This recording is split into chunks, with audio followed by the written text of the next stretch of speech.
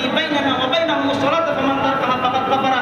একাধিক হাদিস এরকম ভাবে রয়েছে, যদি আপনি দেখেন তো পাবেন। যেহেতু সময় সংক্ষিপ্ত, শুধুমাত্র আমি এর তরজমাটা বলছি।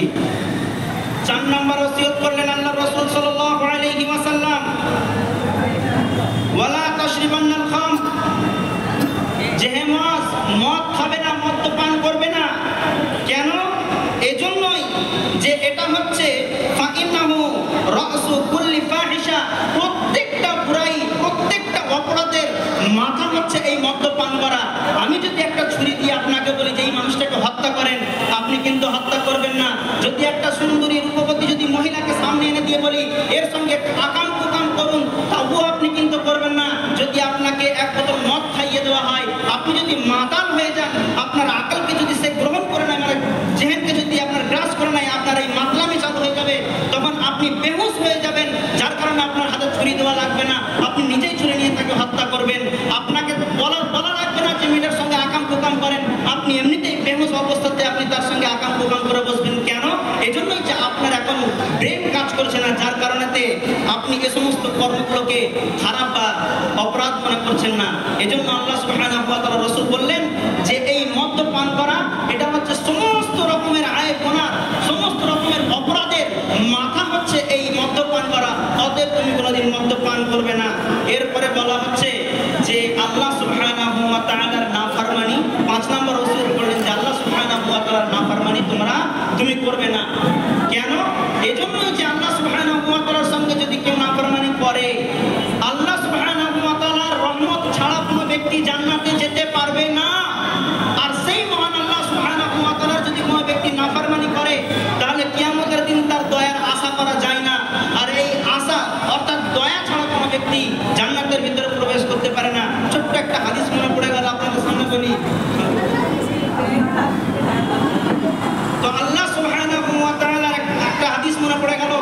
রাসূলুল্লাহ সাল্লাল্লাহু আলাইহি ওয়াসাল্লাম তিনি বলেন যে আল্লাহর রাসূল সাল্লাল্লাহু আলাইহি ওয়াসাল্লাম বলছেন যে আল্লাহ সুবহানাহু ওয়া তাআলা কিয়ামতের দিন এক ব্যক্তিকে জিজ্ঞাসা করবেন যে তুমি তোমার আমলনামার বদৌলতে তুমি জান্নাতে যাচ্ছ নাকি না আল্লাহ সুবহানাহু ওয়া তাআলার দয়ায়।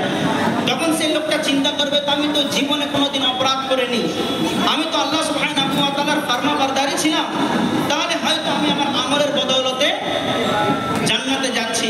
তখন আল্লাহ সুবহানাহু ওয়া তাআলার নির্দেশ মোতাবেক একজন ফেরেশতাকে বলা হবে যে ওকে জাহান্নামের একটু আশপাশ থেকে ঘুরিয়ে আন।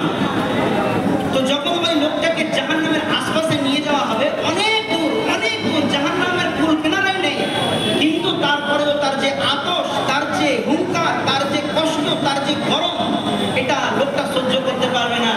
যার কারণে তিনি তৃষ্ণার্ত হবে সেই ব্যক্তি। আর আল্লাহ সুবহানাহু ওয়া তাআলা যে সঙ্গী বানিয়ে দিয়েছেন ফেরেশতাকে, তাকে বলতে যে একটু পানি পাওয়া যাবে না, তখন তিনি বলবেন যে হ্যাঁ পানি তো পাওয়া যাবে, কিন্তু এখানে ফ্রি পাওয়া যাবে না। আপনার জীবনের যত আমল আছে সমস্ত আমলের বিনিময়ে আপনি এক গ্লাস পানি পেতে পারেন। লোকটা তখন এতটাই তৃষ্ণার্ত হবে যে তখন সমস্ত তার জীবনের আমল দিয়ে ওই এক গ্লাস পানি পান করবে। তখন আল্লাহ সুবহানাহু ওয়া তাআলার কাছে ফিরে এসে তখন আল্লাহ সুবহানাহু ওয়া তাআলাকে বলবেন যে আল্লাহ সুবহানাহু ওয়া তাআলা তখন তিনি বলবেন যে দেখো তোমার সারা জীবনের আমলের যা কিছু আমল করেছো শুধুমাত্র এক গ্লাস পানির বিনিময়ে সব তো তুমি শেষ করে দিলে, তাহলে বলো জান্নাতে কিভাবে যাবে?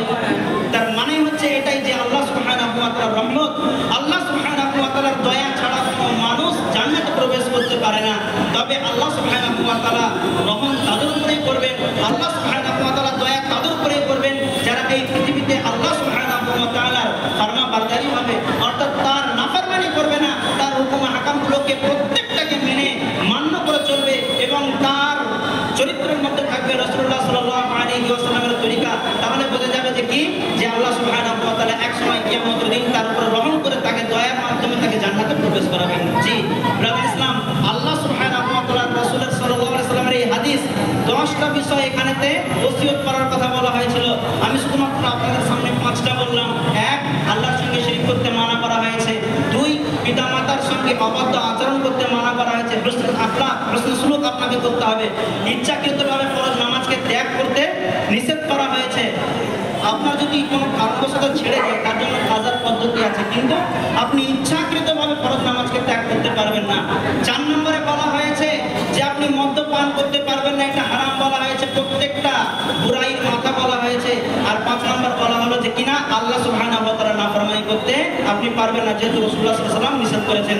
এজন্য আমি সংক্ষিপ্ত সময়ের মধ্যে ভাই আপনাদেরকে এটাই মেসেজ দিতে চাই যে এই 5টা বিষয়কে যদি আমরা ঠিকঠাকভাবে বুঝতে পারি, এই 5টা বিষয়কে যদি আমরা ঠিকঠাকভাবে মূল্যায়ন করতে পারি, তাহলে দেখবেন যে আমাদের জীবনটা অতিবাহিত করার জন্য অনেকটাই সহজ সরল হয়ে গিয়েছে। আল্লাহ সুবহানাহু ওয়া তাআলার প্রিয় বান্দা হওয়ার জন্য আমাদের জন্য যথেষ্ট হয়ে যাবে যদি আমরা এই 5টা জিনিসকে ফলো করে চলি।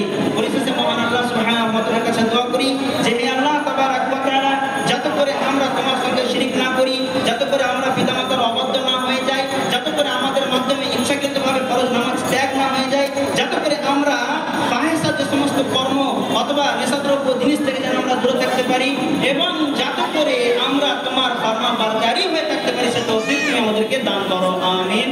ওয়া আখিরু দাওয়ানা আলহামদুলিল্লাহি রাব্বিল আলামিন। আসসালামু আলাইকুম ওয়া রাহমাতুল্লাহি ওয়া বারাকাতুহু।